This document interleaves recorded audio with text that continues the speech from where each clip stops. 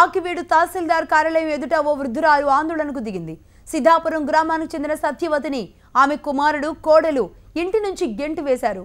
కొడుకు కోడల వేధింపులపై 3 ఏళ్ల క్రితం కలెక్టర్కు ఫిర్యాదు చేసినా ఫలితం లేకుండా పోయింది. తాను క్యాన్సర్ పేషెంట్నని తన ఇల్లు పొలం ఇప్పించాలని ఆ సత్యవతి వేడుకుంటోంది. ఇల్లు ఖాళీ చేసేయాలి. ఇల్లు నా పేరే ఉందండి. ఆ అబ్బాయి ఖాళీ చేసేయాలండి. ఆ అబ్బాయికి నాకు పడతల్లా భార్య పెళ్ళి ఆయన నుంచి గొడవలు పెట్టేస్తుందండి. కోళ్ళ పేరు నాగలక్ష్మి. కలెక్టర్ గారి దగ్గరికి వెళ్ళానండి. ఎంఆర్ఓ ఆఫీస్కి వస్తున్నా. ఏలూరు వెళ్తున్నానండి. భీమవరం గవర్నమెంట్ అక్కడ ఎస్ఐ గారికి ఇచ్చాను.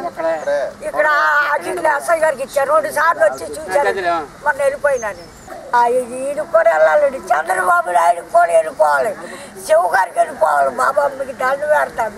ఎవరక్కడ కొట్లో కూడా అమ్ముతున్నా పురుగు మంది నీకెత్తుకుపోతున్నా మాట్లాడారు. ఆఖరి కొట్లన్నీ తిరిగి వెళ్ళాను నిన్న.